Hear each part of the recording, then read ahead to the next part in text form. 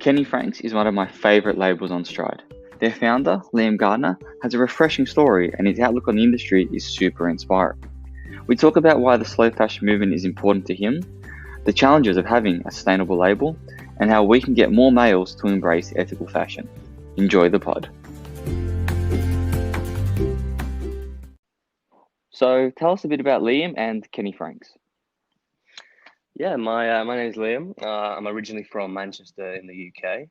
I've been living in beautiful Bondi Beach in Sydney for the past 8 years now. My background's in graphic design, art direction, and then about 2 years ago now, I kind of used this foundation and I started my own clothing brand, Kenny Franks. Um, the name is actually a bit of a tip of a hat to my late grandfather, who's called Ken Frank Gardner, and I was super close to him, so he kind of inspired me in a whole bunch of ways. Yep. So that's where the name came from, and then the brand itself is we're predominantly men's streetwear brand. It kind of focuses on timeless designs, quality staples, and we donate 5% of profits to Are You OK mental health charity. No, that's fantastic. And was your grandfather, Ken Franks, was he into fashions? Was he inspired by sort of his lifestyles or something that you've sort of inspired yourself? So a bit of both, really. He Yeah. was he was quite a traditional man. So yeah, he in terms of uh, his his fashion style was quite, he focused on kind of premium, just plain block colors. Yeah. So I kind of threaded that a little bit through into the brand. Yeah. And then yeah, obviously with my kind of art direction background, kind of gave my own little spin on it. Okay. Yeah. Awesome. And I dare say the weather in Bondi Beach is a little bit better than Manchester. Manchester gets its sun, 1 or 2 Yeah. days a year, so I Yeah. wouldn't knock it, but it's it's a bit of a change, that's for sure. But Yeah. Yeah. No, that's fantastic. And yeah, congratulations on the move. I think Bondi's a beautiful place. But yeah, like you said too, Manchester is quite nice as well. So that's awesome to hear. Now just moving into sort of what you're doing now with Kenny Franks. Why is it important for you to embrace the slow fashion movement from day one? that's a good question.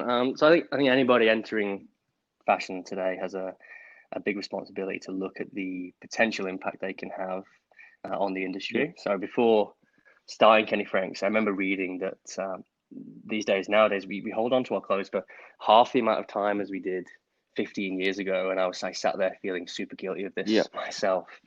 Because everyone talks these days about being too materialistic, but I generally think there's a case to be made that we're actually not materialistic enough. So like having a deeper understanding and respect for materials and their origins, where they come from, can be a super powerful thing. Okay. So I think on top of that, embracing slow fashion, it also has a really positive knock-on effect at every stage of the process, particularly in terms of fair wages for workers, and higher quality of Yeah. garments, just to kind of name two. So I figured if I could get that part right from day one, I'd be able to scale the business and not have to compromise what the business stands for, which is encouraging people to shop for a reason, not a season. That's kind Oh, of I like that. yeah, it's kind of a bit of a mantra that we thread through Yeah. a lot of our how we kind of talk about the Yeah, business. that's fantastic. And in terms of yourself, have you always been somebody who's been sort of really conscious about your fashion, or like most people, and including myself for that matter, were you once a bit more of a, I don't want to say fast fashion addict, but did you succumb to the whims of fast fashion, or yeah, what's sort of been your journey like with slow fashion? Yeah, no, absolutely. I was so guilty of it. Like, Yeah, didn't even kind of consider where my clothes were coming yeah, from, um, how they were getting to the shop floor at that yeah, price. I just kind of wanted the best. I wanted the best deal. yeah, I wanted what was on trend at that yeah. time. Um, and then it's kind of.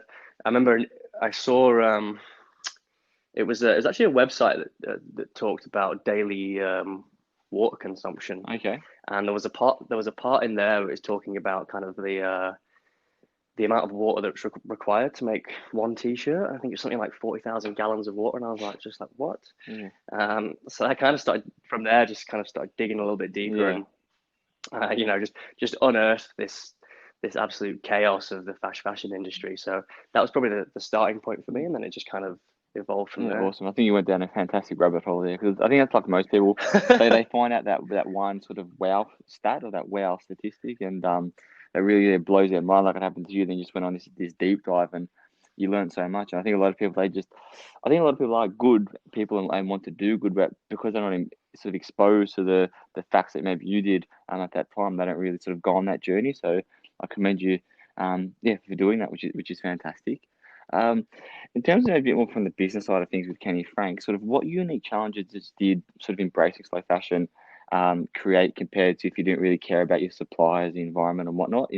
So we can talk about stuff like the materials, the suppliers, the marketing, the margins. Like, yeah, what are those sort of unique obstacles that maybe a fast fashion retailer wouldn't even consider, but it's something that you have to consider every single day? Yeah, so initially I was bombarded with information and offers from manufacturers and suppliers. I couldn't believe how cheap some of the quotes I was getting were. Yep, And then it was a little unnerving how many of these companies actually went quiet after I reiterated, I need organic cotton and I need a fair trade certification. yep, Um, so one of the main challenges was that nobody was willing to take on a small order for organic cotton. yep, But eventually, after countless nights of searching, I managed to find a supplier that would work with me on a minimum order quantity, and that crucially was also fair trade yep, certified. So I mean that kind of threw off my margins more than I had anticipated, but at the same time, it was more about getting the product right. yep. Makes sense.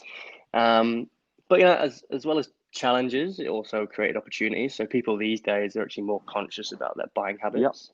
So I'm able to market to a more niche consumer.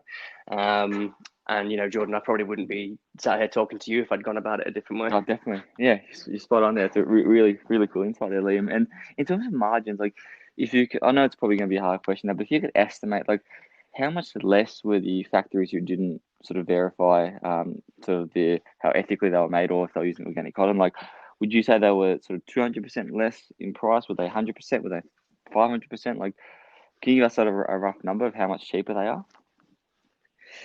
Oh, that's a tough question. Yeah, yeah. Sorry to put you on the spot there.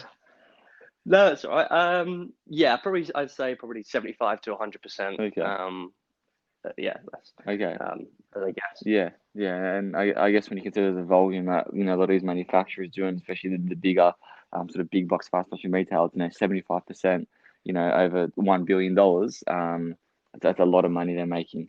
Again, I guess Hmm. at the expense of someone else's dignity or the environment, which is another story right there. So I won't go down that rabbit hole. And I was going to ask you a question before about you mentioned, I completely forgot it. Sorry, it was around sort of yeah, targeting that niche consumer. You mentioned how that was a bit more of an opportunity as opposed to a challenge, sort of flipping the script and making it into a positive. Um, what is that opportunity? Do you like it because there's a smaller market that's easier to market to, as opposed to if you're just targeting everybody? Do you quite like how it's quite a sort of a loyal and informed community of people in your niche? Like, what does that opportunity sort of mean for you? So I think, yeah, I think nowadays with people being more engaged and aware of what's going Yep.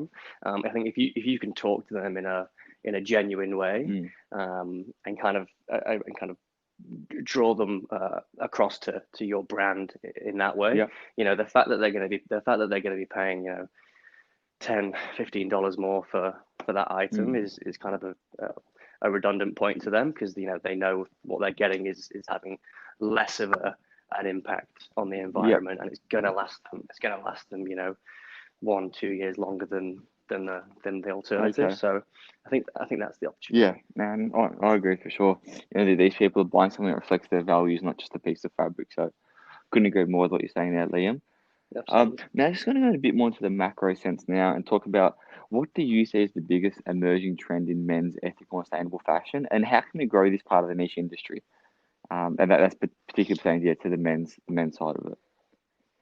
Yeah, so I feel there's a huge opportunity for men's premium Okay, basics in this area. okay, So I think men don't follow trends perhaps as much, and they're often on the hunt for an all-purpose, plain white tee or a utility jumper or something that they can just kind of wear for all yep, yep, occasions. Um, so there's brands like Unrecorded. So I don't know if you've heard of them. They're based in the Netherlands. So they've actually shown there to be a huge demand for this. So their whole ethos, their whole idea is premium organic basics at a fair price. Okay. So they launched a Kickstarter campaign, and their goal was €10,000, and they absolutely smashed it. And they raised €30,000 Okay. in just a few weeks. So like the demand is there. So yeah, I think just simply letting men know that they do have more ethical options when it comes to premium basics. So awareness and ease of accessibility is crucial. Okay. Like giving people the option to kind of choose the sustainable option, kind of right there. Don't let them have to kind of go searching for it. Okay. That's it. And from you mentioned like a really cool point there about the style and sort of the exactly or strictly fashion part of it there. Do you think there's also an education part to it? Without making wild assumptions right now, do you think maybe females tend to be a bit more informed about this sort of thing versus men, or or am I making sort of a rash assumption there? What do you think about that? No, I completely agree. Okay.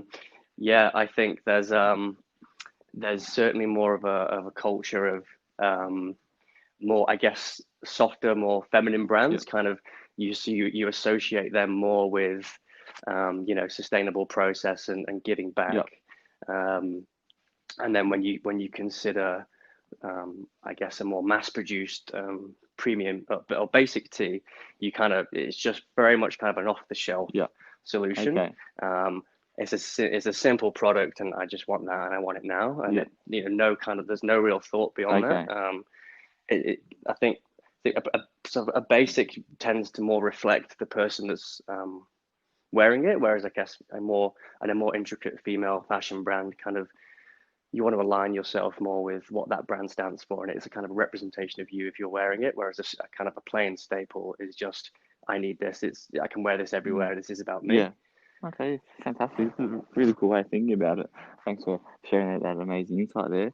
And overall now, where do you see the ethical and sustainable fashion industry going this decade? I know we've had an interesting start to 2020, or the decade starting in 2020. But yeah, where do you see it going the next 10 years? That's a good question. That's a tough Yeah. question. But so it was back in 2015 now. Nielsen published a report that said 66% of people are willing to pay more for a sustainably made Yeah. product. And this trend has just risen year on year. So we know that consumer habits are changing. I think people are seeing the more widespread coverage of how ethically and environmentally harmful the fast fashion industry is, and are actually now starting to act on it, which is Yeah. great. Um, I also see a lot more people embracing the slow fashion movement as the barriers of entry become a lot lower. So by that I mean, I think the sort of minimum order quantities for using organic cotton will come right down, but remain at a price that's still commercially viable. I think a fair trade certification will become a standard requirement for brands to feature, not only on places like yourself, a Stride store, but also on places like ASOS and the Iconic. Okay. Um, I think as technology evolves, that's going to be a huge Mm. factor in the future of sustainable fashion. So there's a brand like one of my favorite brands, Threads International. They actually make backpacks from recycled water Oh wow. bottles. If you haven't seen them, definitely go check them out. Yeah. Um, there's a lot of very smart people working hard in the Yeah. background to bring these new technologies to the forefront of the fashion industry. So the faster that can happen, the better. Yeah. Um, and then I guess lastly, I think just the need for more transparency in the fashion industry as a whole. There's people sort of actively care about where their clothes are being made. So this will naturally force bigger brands towards more ethical Yeah. practice. So I think it's going to be baby steps, but I think progression is, as long as kind of we keep moving forward, and that's all we can ask. Okay, awesome. So then, a really cool insight there. You said it was a tough question, and you went on and gave a perfect answer. So, must have been out tough for you. And then just to wrap up, Liam, just want to find out, is there any new exciting plans for Liam Pranks? Mate, it doesn't have to be in the next 10 years, but maybe the next sort of 6 to 18 months. Any cool projects? Cool new collections coming out. Anything you'd like to share? Yeah, so in the next 6 to 12 months, we're going to be doing a lot of super limited runs, so like 30 pieces only, and then once they're gone, they're gone. So we won't repeat Yep. that.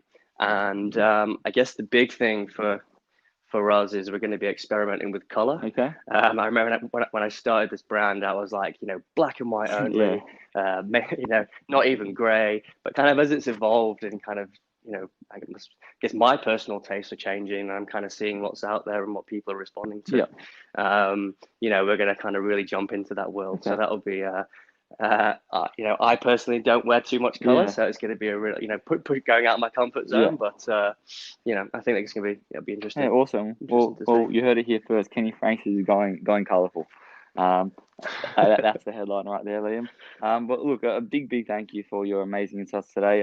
I know I definitely learned a lot. I'm sure everyone listening would have learned a lot too, and just a really different perspective and everything. And it was really insightful and really well said. So thanks for your time, Liam, and we wish you all the best.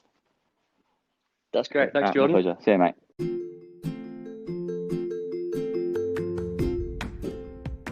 Thank you so much for listening. It really does mean the world. If you like what you heard, please leave a nice review. And if you have any feedback or want to recommend a guest, and yes, that can include you love yourself, please email me at jordan@stridestore.com.au.